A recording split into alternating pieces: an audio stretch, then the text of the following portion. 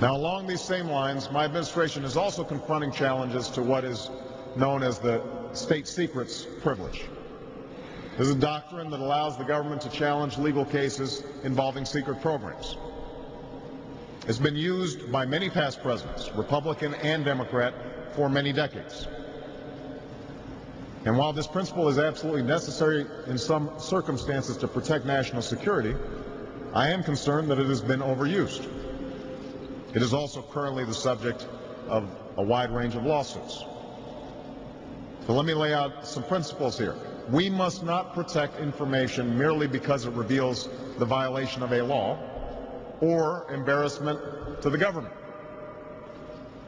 And that's why my administration is nearing completion of a thorough review of this practice. And we plan to embrace several principles for reform.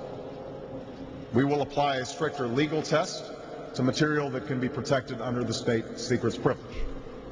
We will not assert the privilege in court without first following our own formal process, including review by a Justice Department committee and the personal approval of the Attorney General. And each year we will voluntarily report to Congress when we have invoked the privilege and why. Because, as I said before, there must be proper oversight over our actions. Now, in all these matters related to the disclosure of sensitive information, I wish I could say that there was some simple formula out there to be had. There is not. These often involve tough calls, involve competing concerns, and they require a surgical approach. But the common thread that runs through all of my decisions is simple. We will safeguard what we must to protect the American people, but we will also ensure the accountability and oversight that is the hallmark of our constitutional system. I will never hide the truth because it's uncomfortable. I will deal with Congress and the courts as co-equal branches of government. I will tell the American people what I know and don't know, and when I release something publicly or keep something secret, I will tell you why.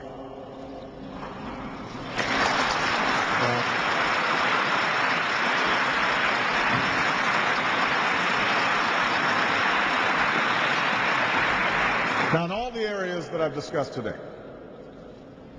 the policies that I propose represent a new direction from the last 8 years.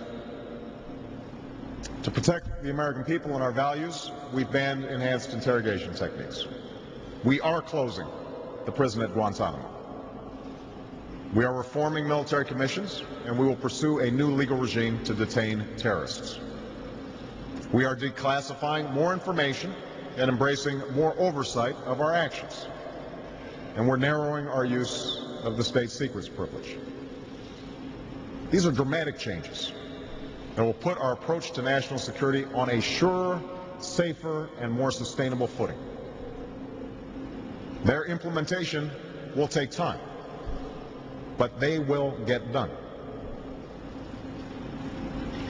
There's a core principle that we will apply to all of our actions.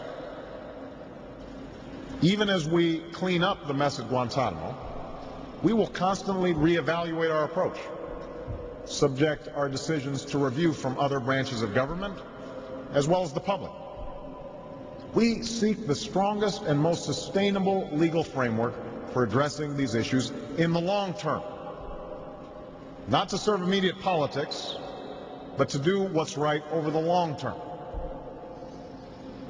By doing that, we can leave behind a legacy that outlasts my administration, my presidency, that endures for the next president and the president after that.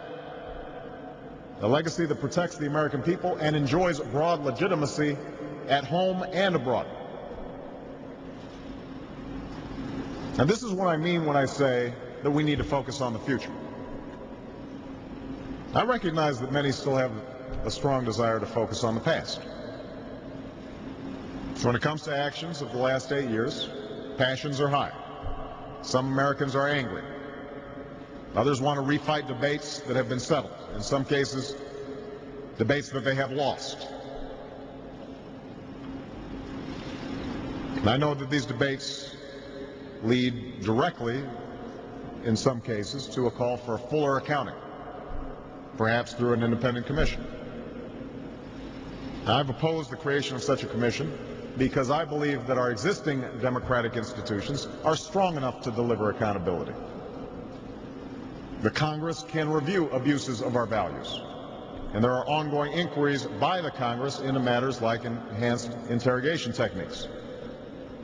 The Department of Justice and our courts can work through and punish any violations of our laws or miscarriages of justice.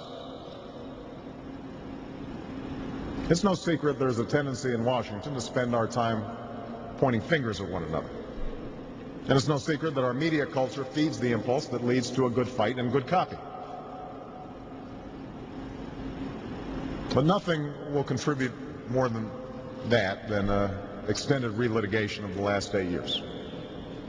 Already we've seen how that kind of effort only leads those in Washington to different sides to laying blame. It can distract us from focusing our time, our efforts, and our politics on the challenges of the future. We see that above all in the recent debate,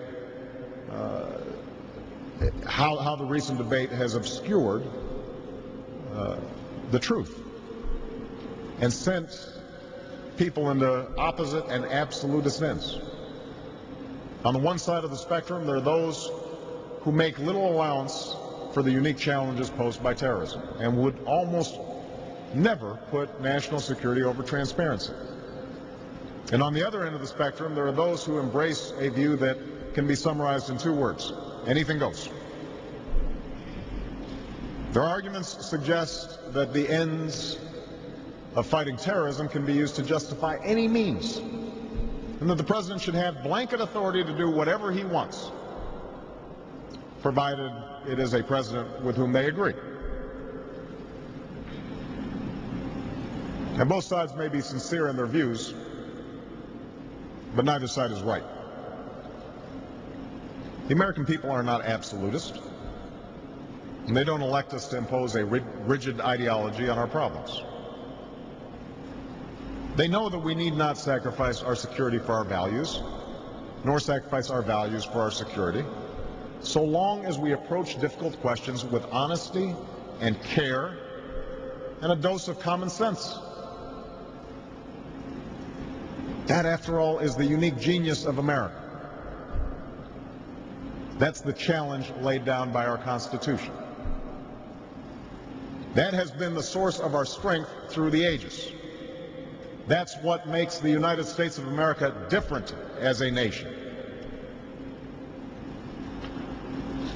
I can stand here today as President of the United States and say without exception or equivocation that we do not torture, and that we will vigorously protect our people while forging a strong and durable framework that allows us to fight terrorism while abiding by the rule of law. Make no mistake, if we fail to turn the page on the approach that was taken over the past several years, then I will not be able to say that as president. And if we cannot stand for our core values, then we are not keeping faith with the documents that are enshrined in this hall.